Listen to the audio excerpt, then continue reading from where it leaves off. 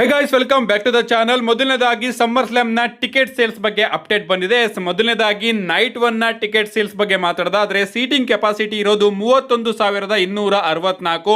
Total ಆಗಿ W ಅವರು 27,275 ಟಿಕೆಟ್ಗಳನ್ನ ಮಾರಾಟ ಮಾಡಿದ್ದಾರೆ. ಅಂಡ್ ಇನ್ನೂ ಬಾಕಿ ಉಳಿದಿರೋ ಟಿಕೆಟ್ಗಳು 3,175.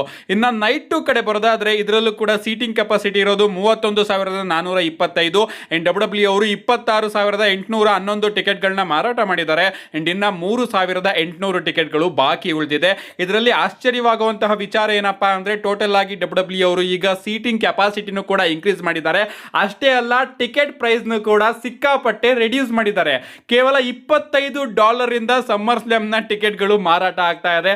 ನಿಜವಾಗ್ಲೂ ಇದೆಲ್ಲವೂ ಕೂಡ ನಮ್ಮ ವಿನ್ಸ್ ಮೆಕ್ಮೆನ್ ಅವರ ಟೈಮ್ ಅಲ್ಲಿ ಡಬ್ಲ್ಯೂ ಕಂಪನಿಯ ಟಿಕೆಟ್ ಪ್ರೈಸ್ ಎಷ್ಟಿತ್ತೋ ಆ ಲೆವೆಲ್ಗೆ ಡಬ್ಲ್ಯೂ ಅವರು ತಗೊಂಡು ಬಂದು ನಿಲ್ಲಿಸಿದ್ದಾರೆ. ಅವ್ರಿಗೂ ಕೂಡ ಅರ್ಥ ಆಗಿದೆ ಅಂತ ಅನ್ಕೋತೀನಿ. ಯಾಕಂದ್ರೆ ಸಮ್ಮರ್ ಸ್ಲಾಮ್ಗೆ ಟಿಕೆಟ್ಗಳೇ ಮಾರಾಟ ಆಗ್ತಾ ಇರಲಿಲ್ಲ ಗುರು. ಅಂಡ್ ಫೈನಲಿ ಈಗ ಟಿಕೆಟ್ ಬೆಲೆನ ಕಮ್ಮಿ ಮಾಡಿದ್ಕೆ ಟಿಕೆಟ್ಗಳು ಸ್ವಲ್ಪ ಮಾರಾಟ ಆಗಿದೆ. ಅಂಡ್ ಅದಕ್ಕೋಸ್ಕರ ಅವರು ಸೀಟಿಂಗ್ ಕೆಪಾಸಿಟಿನೂ ಕೂಡ ಇನ್ಕ್ರೀಸ್ ಮಾಡಿದ್ದಾರೆ. ಐ ಥಿಂಕ್ 40,000 ಸೀಟಿಂಗ್ ಕೆಪಾಸಿಟಿ ಅಂತ ಹೇಳೋದಕ್ಕೆ ಇಷ್ಟಪಡ್ತೀನಿ. ಟಿಕೆಟ್ಗಳು ಮಾರಾಟ ಆಗ್ಲಿಲ್ಲ ಅಂದ್ರೆ ಎಲ್ಲಾ ಕಡೆ ಬ್ಲಾಕ್ ಪರ್ದೆನ ಅವರು ಎಳಿಬೇಕಾಗುತ್ತೆ. ಇದು ಒಂದು ಒಳ್ಳೆ ಕೆಲಸ ಮಾಡಿದ್ದಾರೆ. TKO ಅವರು ಕೂಡ ಪರಿಸ್ಥಿತಿನ ಅರ್ಥ ಮಾಡಿಕೊಂಡು ಟಿಕೆಟ್ ಬೆಲೆನ ತೀರಾ ಕಮ್ಮಿ ಮಾಡಿದ್ದಾರೆ. ಅಂಡ್ ಈಗ $25ಗೆ ಸಮ್ಮರ್ ಸ್ಲಾಮ್ ನ ಟಿಕೆಟ್ಗಳು ಸಿಗ್ತಾ ಇದೆ. ನೆಕ್ಸ್ಟ್ ಅಪ್ಡೇಟ್ ಕಡೆ ಬರೋದಾದ್ರೆ ಇದಿರ್ತಕ್ಕಂಥದ್ದು ಇವತ್ತಿನ ಮಂಡೇ ನೈಟ್ ರೋ ಬಗ್ಗೆ. ಇವತ್ತಿನ ಮಂಡೇ ನೈಟ್ ರೋನ ನಾನ್ ಯಾಕೆ ಫಿಲ್ಲರ್ ಶೋ ಅಂತ ಕರೆದೆ ಅಂದ್ರೆ ಇವತ್ತು ಒಂದು ಕೂಡ ನಮಗೆ ಫೀಮೇಲ್ ಮ್ಯಾಚಸ್ ಗಳೇ ನೋಡೋದಕ್ಕೆ ಸಿಗ್ಲಿಲ್ಲ. ಒಂದು ವಿಮೆನ್ಸ್ ಸೆಗ್ಮೆಂಟ್ ಆಗಿರಬಹುದು, ವಿಮೆನ್ಸ್ ಮ್ಯಾಚಸ್ ಗಳನ್ನ ಡಬ್ಲ್ಯೂ ಅವರು ಇಟ್ಟಿರಲಿಲ್ಲ. ಇಟ್ಟಿದ್ರು ಕೂಡ ಕಮರ್ಷಿಯಲ್ ಬ್ರೇಕ್ ಅಲ್ಲಿ ಒಂದು ಇಂಟರ್ವ್ಯೂ ರೀತಿ ಅದನ್ನೆಲ್ಲದನ್ನು ಕೂಡ ಮುಗಿಸ್ಬಿಡ್ತಾರೆ. ನಮ್ಮ ಸೋಲ್ ರುಕಾ ಹಾಗೆ ರಾಕೈಲ್ ಅವರ ನಡುವೆನೂ ಕೂಡ ಇಂಟರ್ವ್ಯೂ ಮುಖಾಂತರ ನಿಲ್ಲಿಸ್ಬಿಡ್ತಾರೆ. ಅಷ್ಟೇ ಅಲ್ಲ, ನಮ್ಮ ಲೈರಾ ವಾಲ್ಕೈರಾ ಹಾಗೆ ಸೋಲ್ ರುಕಾ ಅವರ ನಡುವೆ ಕೂಡ ಇಂಟರ್ವ್ಯೂ ನೋಡೋದಕ್ಕೆ ಸಿಗುತ್ತೆ. ಇದೆಲ್ಲವೂ ಕೂಡ ನೆಟ್ಫ್ಲಿಕ್ಸ್ ಅಲ್ಲಿ ಆಡ್ ಪ್ಲೇ ಆಗುತ್ತಲ್ಲ, ಆ ಒಂದು ಜಾಗದಲ್ಲಿ ಡಬ್ಲ್ಯೂ ಅವರು ಇಂಟರ್ವ್ಯೂನ ಮಾಡ್ತಾರೆ ಅಂತ ಹೇಳ್ಬೇಕು. ಅಂಡ್ ಇದಕ್ಕೂ ಕೂಡ ಫ್ಯಾನ್ಸ್ ಗಳು ಸಿಕ್ಕಾಪಟ್ಟೆ ಫ್ರಸ್ಟ್ರೇಟ್ ಆಗಿದ್ದಾರೆ.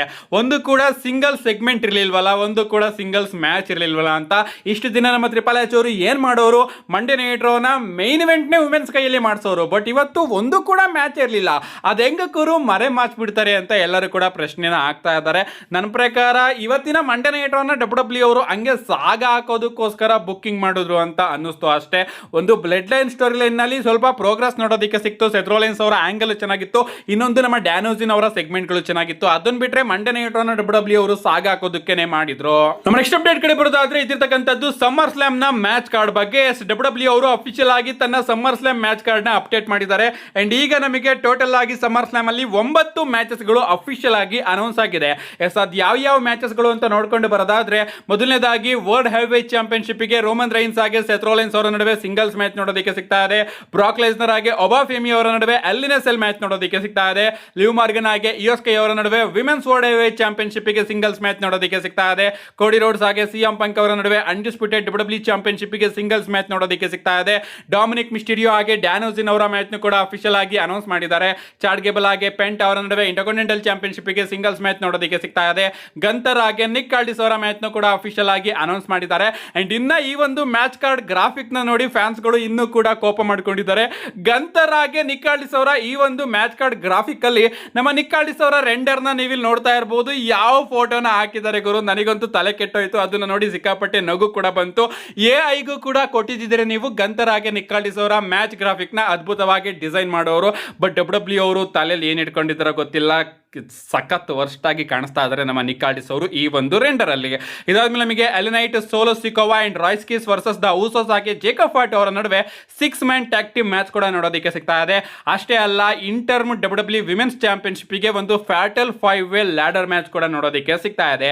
ಈ 9 ಮ್ಯಾಚಸ್ ಗಳನ್ನ ಡಬ್ಲ್ಯೂ ಅವರು ಅಫಿಷಿಯಲ್ ಆಗಿ ಸಮ್ಮರ್ ಸ್ಲಾಮ್ ಗೆ ಕನ್ಫರ್ಮ್ ಮಾಡಿದ್ದಾರೆ. ಇನ್ನೂ ಕೂಡ 4-5 ಮ್ಯಾಚಸ್ ಗಳನ್ನ ಕನ್ಫರ್ಮ್ ಮಾಡೋದು ಬಾಕಿ ಇದೆ. ನಮ್ಮ ನೆಕ್ಸ್ಟ್ ಅಂಡ್ ಫೈನಲ್ ಅಪ್ಡೇಟ್ ಕಡೆ ಬರೋದಾದ್ರೆ ಇದಿರ್ತಕ್ಕಂಥದ್ದು ಸಮ್ಮರ್ ಸ್ಲಾಮ್ ನ ಟಾಪ್ 3 ಮ್ಯಾಚಸ್ ಗಳ ಬೆಟ್ಟಿಂಗ್ ಆಡ್ಸ್ ಬಗ್ಗೆ.